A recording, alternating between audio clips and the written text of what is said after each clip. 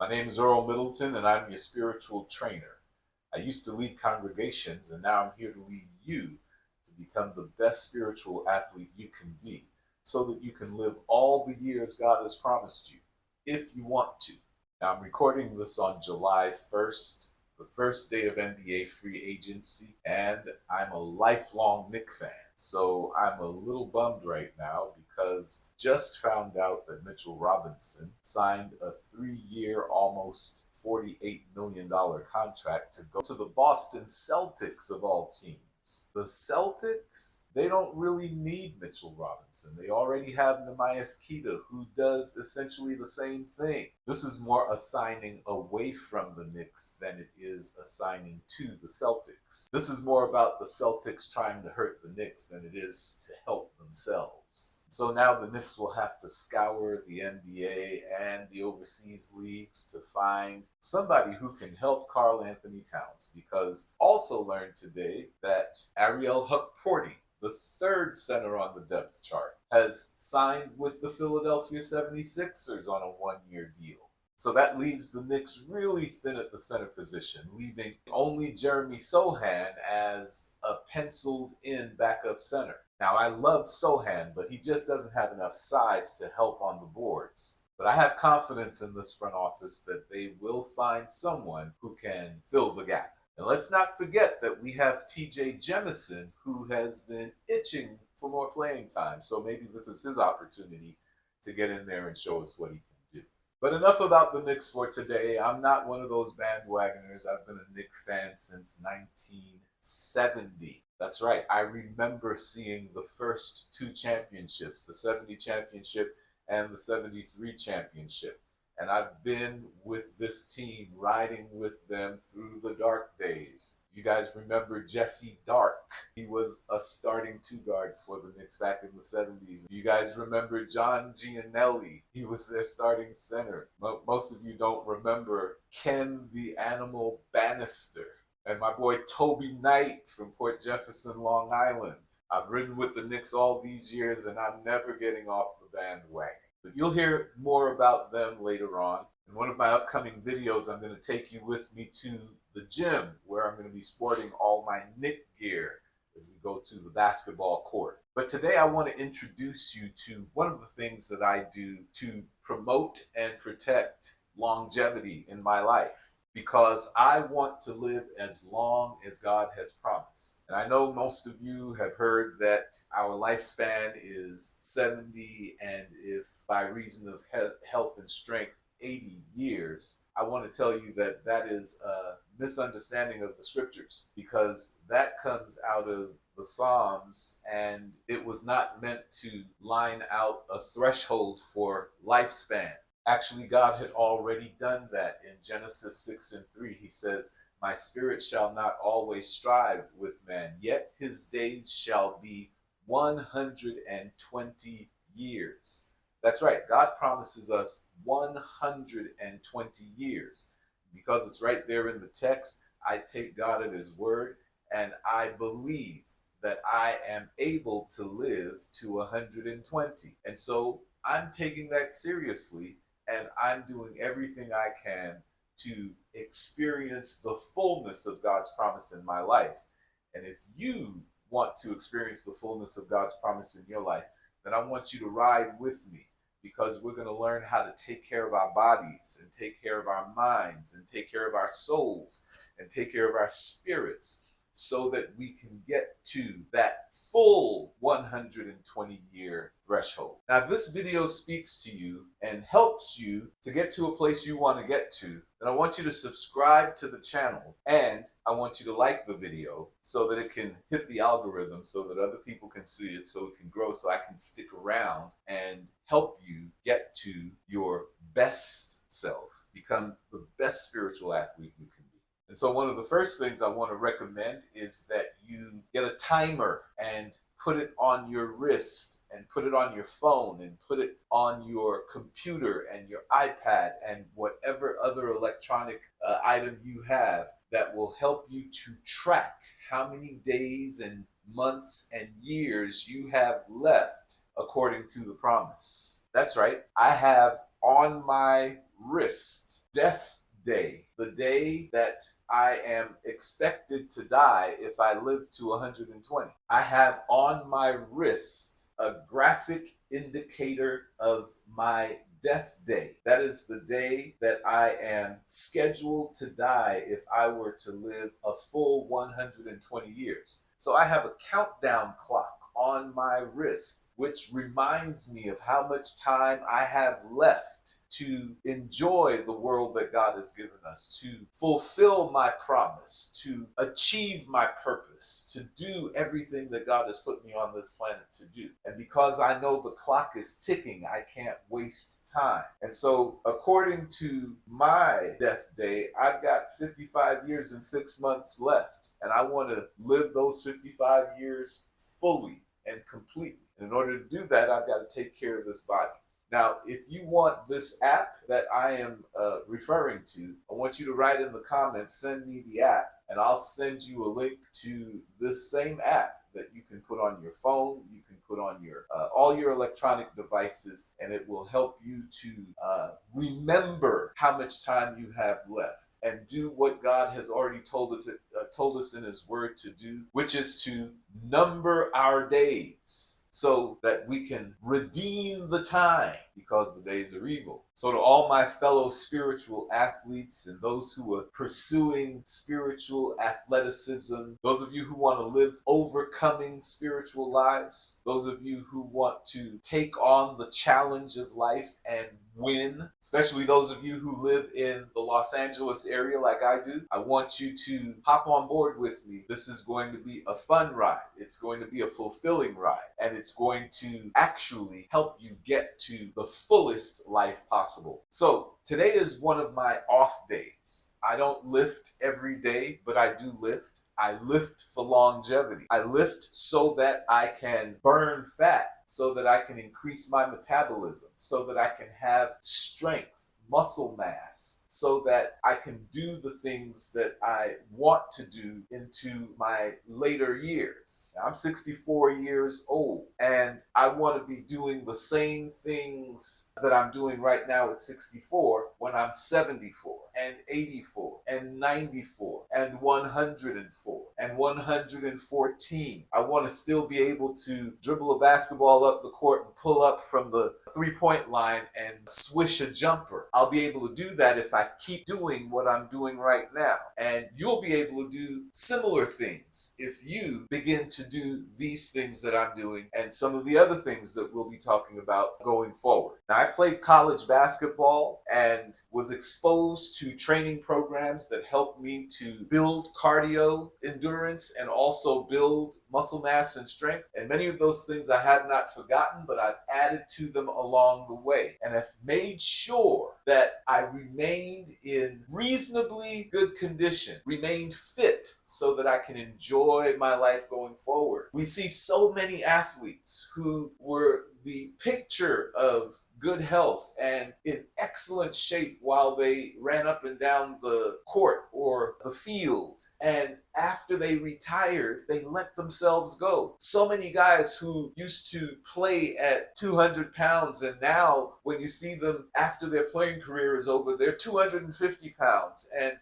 their faces look full and their stomachs are big and round and they walk with a waddle and can barely get around. Some of my heroes, I see them in wheelchairs now, and it breaks my heart because we don't have to get to that place. I know that some of us have medical conditions and congenital things and things that have been passed on through DNA and things like that, but I believe in biblical healing, in godly healing, in spiritual healing, and I believe what the Word of God says, that He is the God who heals us, who takes all of our diseases away. He is the God that expects us to walk in perfect health. And so even if you're going through something, you can attack that thing by faith and live a healthy life because that's God's will for you. It's His will that you, above all things, prosper and be in health, even as your soul prospers. So we're pursuing biblical health, godly health. We're pursuing 120 years, so that we don't just have a long lifespan, but that we have a long health span as well, where we're healthy enough to do everything that we want to do, everything that God calls us to do, up until the day that we leave this earth. Moses and Joshua and all the heroes of the faith, that was their experience. Moses was 120 years old when God told him, okay, now it's time for you to die. Go up to the mountain and die. And Moses went up to the mountain under his own strength. He climbed a mountain at 120 years old and then died. He just let his spirit transition. He let it go. One of these videos, we're going to talk about how you actually do that, how you actually end life at the 120-year mark. That's for another time. So as I was saying, this is one of my off days. I have a very specific schedule because I'm in my 60s. I used to lift Monday, Wednesday, Friday, upper body, Tuesday, Thursday, lower body. Then I would take the entire weekend off. Now, because I'm older and my body needs a different routine so that it can function at optimal levels, respecting my age, I now lift 4 days a week: Monday, Tuesday, Thursday, Friday. And I take Wednesday kinda off. Monday, I do upper body, Tuesday, lower body, Thursday, upper body, Friday, lower body, giving myself at least 48 hours and in some instances 72 hours to recover. Because at this age, recovery is almost as important as the lifting and training itself. So I make sure that I get enough recovery time. So Wednesdays is sort of a recovery day, but on these days, I also do some light lifting and also to address some previous aches and pains. I had a rotator cuff injury playing basketball some 12 years ago, and I had rotator cuff surgery. And so I am still dealing with that rotator cuff injury. It had completely healed, but about a year ago, getting onto an airplane, I lifted up my suitcase with one hand, one arm into the overhead bin, and I did it in such a way that I aggravated the injury. I did not tear the rotator cuff again, but I injured the shoulder in such a way that I had to go into rehab mode on the shoulder. I didn't want to stop lifting, and so I kept lifting even while my shoulder was screaming and in pain. I developed exercises to treat the injury, to strengthen the ligaments and the tendons inside the shoulder so that I'd be able to continue lifting and get to the point where I could lift without pain. I'm now at that point where I'm able to lift again without pain, and I'm back to the level that I was when I injured the shoulder. So I'm going to go through just a couple of dumbbell exercises that I use to sculpt my chest, my shoulders, and then also to address this shoulder injury so that I can continue to lift without pain. So these are 10-pound dumbbells. You don't need a lot of weight, especially on an off day. The last time I did upper body was on Monday. I'll do upper body again tomorrow, and I'll take you with me tomorrow so that you can see what my upper body routine is at the gym. But for the off days, I just do a light workout, very light and very short. So with 10-pound dumbbells, I do basic curls. And these basic curls are just to keep the muscle a little active. We don't want to hurt anything, strain anything. It's just to get some movement going.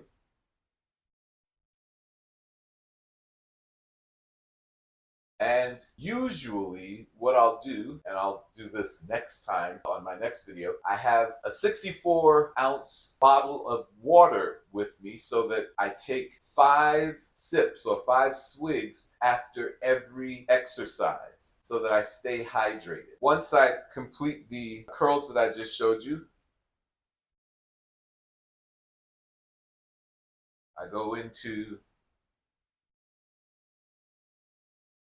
extended raises. And you know that breath work is extremely important.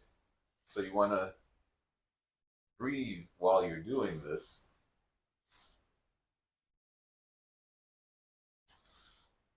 The inhale, exhale.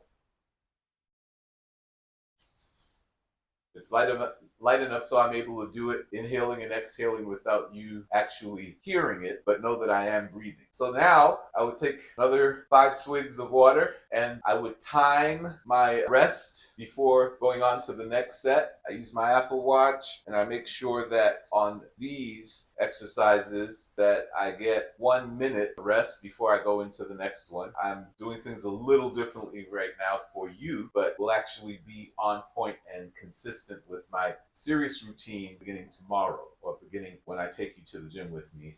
It'll be tomorrow, but I don't know when you'll actually see that video. All right, so the next one is the standard raises like this. And 10. So then I do 5 more swigs of water, give it another 60 seconds, and then I would do my last one, which is this.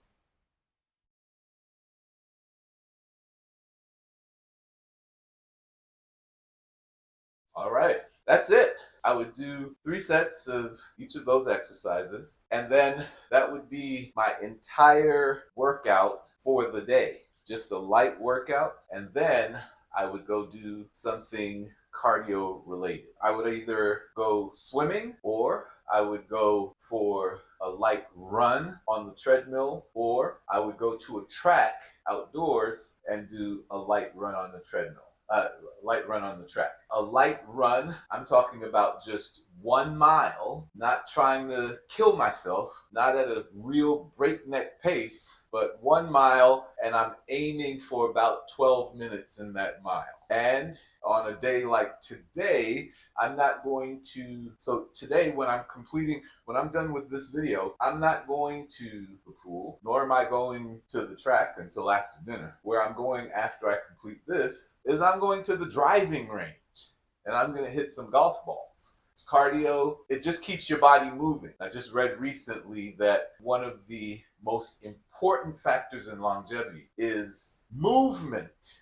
Every day, not just once in a while, but every day, not just Monday through Friday and then you take the weekend off, but every day. It aligns with what God teaches us in the Word. God expected his people to be walking every day, so that even on the Sabbath, when God says, I don't want you to do any work on the Sabbath, there is something called a Sabbath day journey, where God expected and allowed his people to walk a little more than a mile to get to and from worship and to do the things that they had to do. So there is an expectation from God that we'll keep moving every day. That's how he designed us to live and function optimally. So if you want to get to 120, you want to live your best life, you want to be able to do all the things you enjoy doing at your older season, then move every day. Doesn't have to be complicated, doesn't have to be rigorous, but you need to keep moving. So I'm going to go play some golf after I complete this video. I'll be back with you for the next video. We'll be at the gym where I'll be doing my upper body workout, taking you through that, and I'll have a word from the Lord for you during that workout as well. All right, my name is Earl Middleton. I'm your spiritual trainer. I'll see you next time.